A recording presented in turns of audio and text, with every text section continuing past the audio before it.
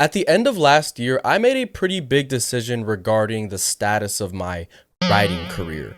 Now, things are still up in the air, and I know that I said I was going to be publishing Red Skies by the end of this year, but some things may have to get moved around. Who really knows? That's not really what this video is about. Let's get back to the choice I made regarding Red Skies. I asked myself two questions. Should I query Red Skies and try and get traditionally published? Or should I go all in, bet on myself, and self-publish my book? And now look, I'm not making this video because I owe any of you guys an explanation, because honestly, I'm really doing all of this for me. I mean, of course, I want you guys to read my books and all that stuff, and hopefully I can make a living off this and I can be a full-time writer. But at the end of the day, I'm writing the Eternal Keyverse for me and the inner child that's stuck inside of me. But I feel like some of the topics that I'm going to be covering in this video, even though they are publishing centered, are going to be pretty relatable to you guys if you are a creator in any shape or form.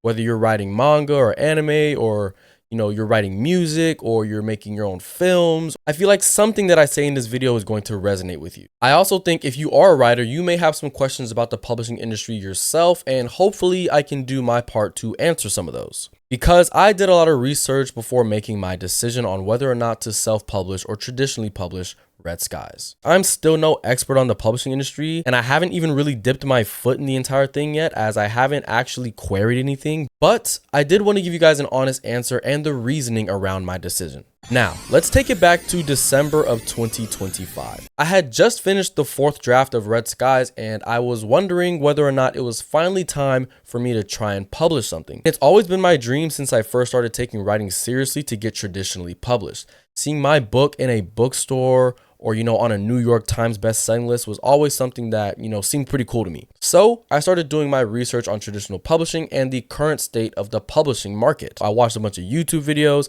understood how the process worked, researched literary agents and what current trends are popping in the industry. And throughout this entire process, I also came across quite a lot of drama that's happening in the publishing space across Book Talk and BookTube. I also saw the trends happening in the publishing market and who publishers were giving book deals to, what kind of books they were publishing, the whole shebang. And after all of that, I said, you know what? I don't think this is for me. At least not for right now. All of my research led me to believe that traditional publishing is not the best avenue for the Eternal Keyverse, because the Eternal Keyverse is built differently. Like, quite literally, it's built differently from the traditional book or series. Now look, this isn't a rejection sob story about how I got rejected by every single agent that I pitched to, or how I feel like the publishing industry is out to get me and how I'll never succeed or anything like that. That's not what this video is. I never even actually started querying. Like, everyone's always talking about the query trenches.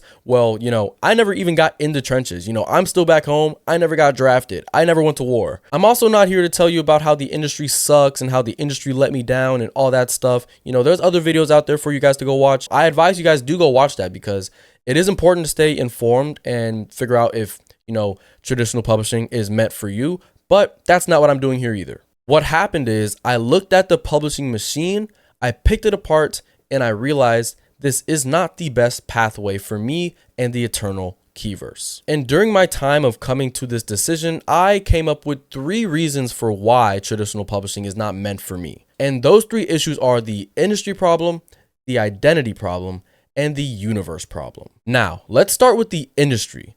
Go ahead and grab a snack, grab a drink, get comfortable, because I'm about to go in. Okay, actually, I'm not actually about to go in like that, but you know what I mean. Let's get to it. Over the past few years, the industry has made it abundantly clear about what books it's buying, who it's buying these books from, and who they're selling these books to. For example, you've got booktubers and book talkers getting publishing deals like Haley Pham and Alex Astor, and you've also got influencers like Luke Bateman who have never written a book before. And you've also got influencers who have written their entire book with AI getting book deals as well. Okay, that last one actually got their book deal pulled, but you see where I'm going with this. And that's also not to mention the kind of books that are getting published as well. It seems like everything is romantasy, and all of the marketing campaigns are just stacking tropes on top of tropes and chasing trends. I'm looking at you, Barnes & Noble Germani table. Even all of the books kind of look the same these days. I'm talking same titles, same covers, same character archetypes. Some authors are even straight up plagiarizing other books. I'm not here to get into all the drama and all that stuff, but I did think it was worth mentioning. And I also want to preface this by saying I've had these thoughts for a while now, even before I decided to self-publish the Eternal Keyverse. But the difference is back then, I thought I still had a chance of getting traditionally published. How wrong I was. Part of me still wants to try my hand at getting traditionally published sometime in the future, maybe with a book that isn't in the Eternal Keyverse, or maybe with a standalone or something. I don't know, maybe a collection of short stories. But for right now, I don't think it's the path that I need to be on. And I also understand that publishing houses are a business, and the main goal of a business is to make money and provide value for its shareholders. You know, capitalism and all that. And businesses are usually risk averse. And you want to know what the most risk averse industry is? The publishing industry. They hate losing money. I mean, who doesn't hate losing money? So, what's the solution to not lose money and still publish books? Well, you publish books from familiar faces, influencers, content creators, celebrities, that type of thing. You have them write books in familiar genres with familiar tropes and all that, and you make sure that they have a built-in audience so you can almost guarantee you're going to sell thousands of copies. That's pretty much the recipe for success in the publishing industry. But I want to tell you what the current publishing industry is not optimized for. Ambitious, long-form, interconnected storytelling from a YouTuber who has 3K subs, who barely likes going out of his house sometimes. Oh yeah, not to mention that he can't film an Instagram reel to save his life. And these books in question don't necessarily fit into what's popular these days. Now, go ahead and take a guess who I am. That's right, I'm him. He's me. I'm the guy. And the Eternal Keyverse is pretty much my life's work. It's my magnum opus, my masterpiece, whatever you want to call it. And it's a shared literary universe, 10 years in the making. I'm talking multiple books, multiple series, multiple magic systems. You know, I've got my own planets, a whole nother galaxy, multiple plot threads. It's super crazy, actually. I don't know how I'm keeping track of all of it. And not to mention that it all connects in one way, shape, or form. Now, does that sound like something traditional publishers want to get behind? Not really, if I'm being honest. And it's not because it's a bad idea or anything, because we've seen this kind of success elsewhere within comic books and the MCU. This kind of business model does work, just not in the traditional publishing industry. But the reason why traditional publishers probably wouldn't want to get behind the Eternal Keyverse is it's a pretty big risk. And the reason why it's a risk is because publishers acquire books. Sometimes they acquire series, but most of the time they acquire one book at a time. And I'm not just writing one book. I'm not even just writing a series. I'm writing a universe that contains books and series and everything in between. And the way the current system is set up, it's just really not optimized for the Eternal Keyverse. And the moment I figured that out was the moment I stopped being frustrated about it. Look, you can't take a hammer and then be mad at it because it's not a screwdriver. It's like sticking a square peg into a round hole. It's like playing Marvel Rivals with 5 DPSs and only 1 healer. All right, that's enough analogies, but you get the point I'm trying to make. Basically, what I'm trying to say is I just needed to find the right pathway for me, and I think self-publishing is the way for me. Now, let me explain the second issue I had when it came to me traditionally publishing the Eternal Keyverse. I call this one the identity problem. Now look, I'm not shy about showing my face on these videos as I've been doing it for about 2 years now, and one look at me and you can tell who I am. I'm a black guy. I'm a straight black male from the United States of America. And I do want to say that I'm not unaware of the privilege that I might have because I am a man, and, you know, that does come with, you know, its own set of privilege and whatnot in this industry. But there are quite a few things that are technically holding me back. I also wouldn't even necessarily say that the publishing industry is anti-black people because I don't think that's the case at all. I do just think it's not the best suited for me as an individual. Now, I'm going to give you guys a little bit of context. I went to university for an English literature degree with a concentration in creative writing. And in most of my classes, I was pretty much the only black guy, and I was definitely the only straight black guy, which I feel like matters because I do think the publishing industry is one of the more liberal industries, which is definitely a good thing. But I do think the industry tends to skew, you know, more LGBTQ and women. But I don't have any data to support that. That's just kind of what I've observed. But I've also noticed this in academia. So I kind of feel like, the two things are linked in a way, but I don't really have any evidence to back that up. But, just roll with me for a second. So I'm in my last year of university and I'm in my Black literature class, and we're reading this book by Percival Everett called Erasure. You might know it as the movie American Fiction, starring Jeffrey Wright, the GOAT. That's my Commissioner Gordon. But yeah, we're reading this book and the main character's name is Thelonious Monk, and I resonated with him a lot. He is a college professor, but he's also a published writer, and he's also Black. And the books that he writes aren't necessarily the kind of books that you would expect him to write. He writes books about history and retellings of old myths and, nerd shit like that. But he's not super successful as an author, and he can't quit his university job to pursue it full time. But later in the book, he decides to write a satire story based on the whole urban fiction genre, whatever you want to call that, basically the Black stories. He decides to write a parody on that, and that's when he finally makes his big break. The book is kind of just like a deconstruction of that whole thing and about how Black people are expected to make a certain type of art and what happens if you deviate from that. And I really resonated with the theme of the novel because I kind of felt like that myself. I'm not the kind of writer who writes, Black stories. My books have Black characters in them and have elements of their identity in the books. Actually, there's a lot of Black characters in my books, but I wouldn't necessarily say that that is the focus of, my narratives. And I'm not saying there's anything wrong with writers who do choose to focus on those things, but it's just not something that I focus on. And I feel like if I were to engage with the traditional publishing industry, that would be something that they would be expecting of me. And I don't think that I could fulfill that role for them. Now, I could probably make an entire video on this subject, but I'm not going to. I'm just going to give you guys the basic overview about how I feel about this subject. But if you would be interested in seeing a video about that, let me know in the comments and, I'll see what I can do. But basically, I just want to say I'm no stranger to disappointing people with expectations. After all, I majored in English literature after my mom wanted me to major in computer science. And I'm now entering one of the worst job markets of all time with an English literature degree. Yeah. Anyways, back on topic. I don't write traditionally Black stories. I just fucking hit the microphone, okay? I write superhero political thrillers and dark fantasies and sprawling space operas about political themes like anti-colonialism and anti-imperialism. I write books that are inspired by English literature and anime and my favorite films and comic books and that kind of thing. Now, you're probably wondering, what's my point? Well, I'll answer your question with one of my own. Do you think any of what I mentioned currently fits with the general landscape of publishing right now? I'll give you guys a quick hint. It doesn't. Because I looked.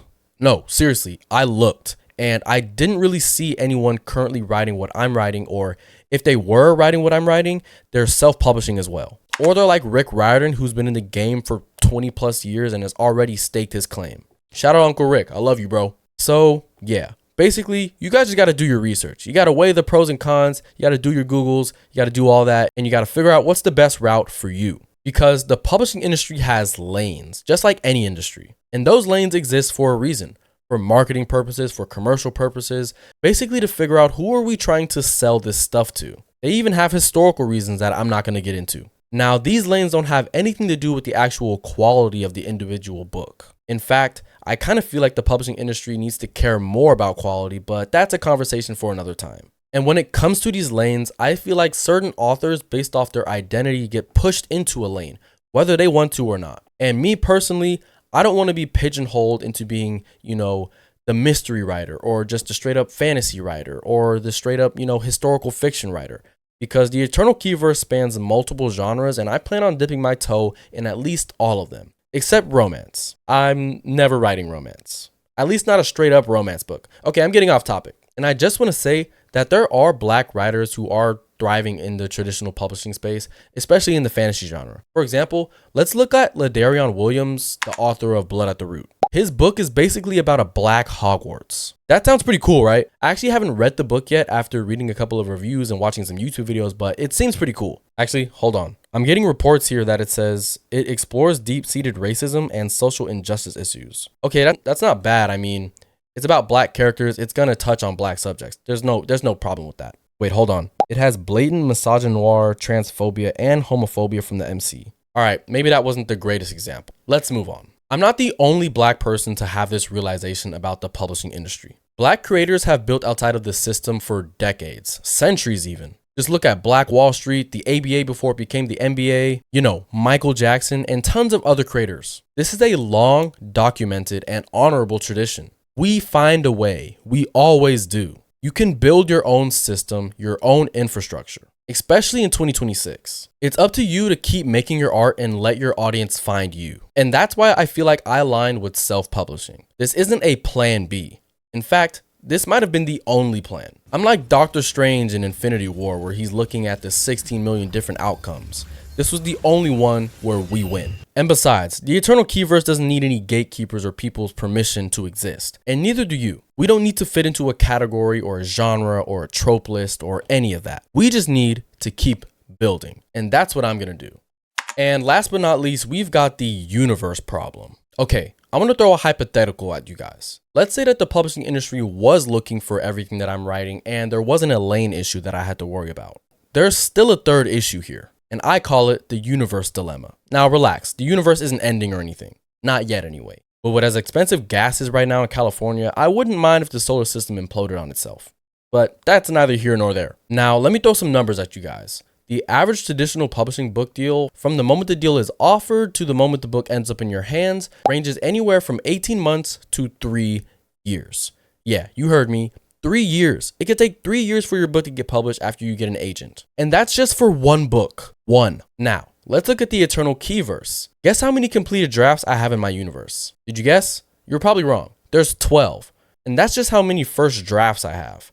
That's not how many books I have planned. Now, let's multiply 12 books by, let's go on the short end, 18 months. By the time I'm done publishing all these, I might be dead. In fact, I might not even be able to get the entire thing finished. And if I self-publish, I still might die before I get to finish, but at least I have a better chance. On a traditional timeline, the Eternal Keyverse would take all of my working life to complete. I'll be an old ass man with arthritis and carpal tunnel, hunched over my keyboard, still trying to finish all of these books. And that's also assuming every book does well enough to get greenlit, because publishers only greenlight books if the one before it did well. So say book 1 crashed and burned, that's it for the Eternal Keyverse. Cut. It's over. And personally, I can't let that happen. A shared universe like mine can't be built on a foundation like that. You can't plan 10 books of interconnected story while on a 1-book contract. It just doesn't work that way. You also can't maintain internal consistency when so many decisions have to go through so many different people, like editors, illustrators, publishing executives, your own agent. It just can't happen like that. Especially if all of them don't have a stake in your long-term success. And that's not even addressing the creative control problem. When you sign to a traditional publisher, you pretty much lose control over your cover, your title, your blurb, some plot points in your book, pretty much everything. You don't have control over most of that stuff. Sure, you get some input, but the final decision does not rest with you. And I don't know about you guys, but personally, I just can't hand over control that easily. Imagine if a publisher wanted to change the title of Red Skies to, of Scarlet Clouds and Dark Shadow Daddies. That doesn't have the same ring to it, right? That also sounds freaking ridiculous. I don't know why that was my example, but it's what I wrote in my script. I wrote that down actually, so I don't even know why I'm pretending. I wrote that down. But basically, I want to have control over the important stuff in my novel. Of course, I'm going to be working with illustrators and graphic designers and stuff like that, but the final decision, it's going to rest with me. And I feel like that's how it should be. Think about what Marvel built.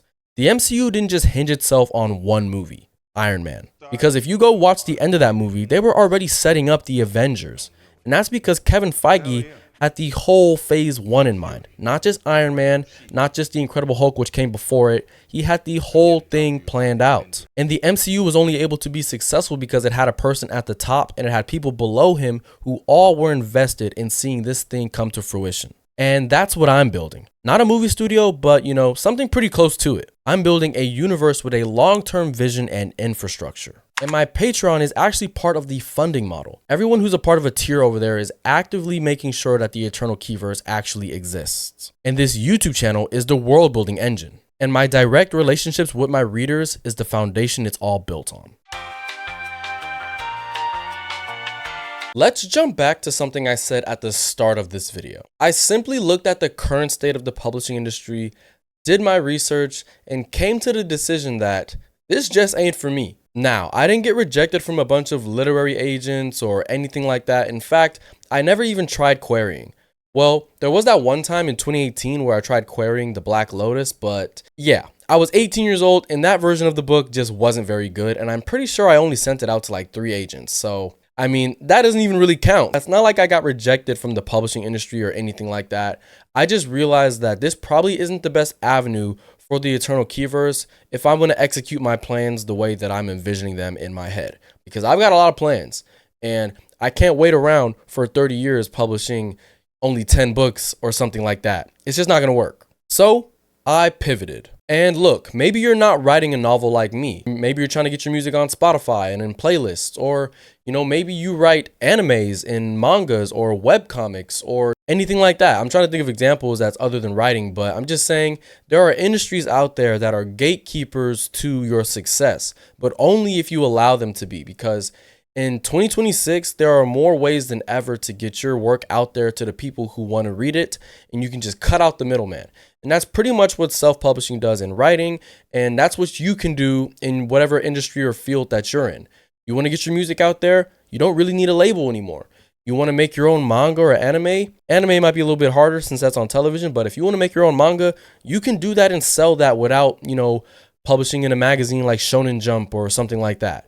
There are ways and avenues for you to create your own lane, and that's what I'm trying to do with the Eternal Keyverse. And I plan on making an entire roadmap for the Eternal Keyverse, basically everything that leads up to the massive crossover event after the end of the main series, which I call the Convergence War. I've got stuff planned after that, and I plan on making an entire document that lists out all of the books, all of the series, all of the short stories, whatever else I plan on putting in their timelines, lore pages, all of that. I plan on making an entire plan in a big old document, and I'm going to put that on the Patreon. So if you guys are interested, go ahead and join a tier, join the fun. I'd love it if you guys started getting more active because I really want to talk to you guys, whether it's in the comments, on Discord, in the Instagram DMs, on the Patreon group chat that I just started up. So if you guys want to talk to me, please, I want to talk. It doesn't even have to be about the Keyverse as well. Like if you just want to talk about your own writing or, the newest superhero movie coming out or a book you're reading, just go ahead and shoot me a message. I'm pretty friendly. Go ahead and shoot me a message. I'm going to respond. Will I respond on time? Now that's a different question, but I will respond. But I do want to say thank you to everyone who has joined me on the Patreon and who has come over from my most recent video, because the support on that has been unreal. And there's a lot of new faces over here. And I just want to say thank you for the support. You guys are pretty much funding the Eternal Keyverse, whether you know it or not, especially the people over on Patreon. But the people on YouTube too, you guys are valuable as well. You guys are helping me make my dreams a reality, and I can't thank you guys enough. So subscribe to the channel if you want to keep up with the journey. Drop a comment if you resonated with anything I said in this video, and like the video, because I don't know if I said that already. I'm going to continue building the Keyverse on my terms, because that was the only option I ever really had. I've been ODJ Writes, and I'll see you guys in the next one. Peace.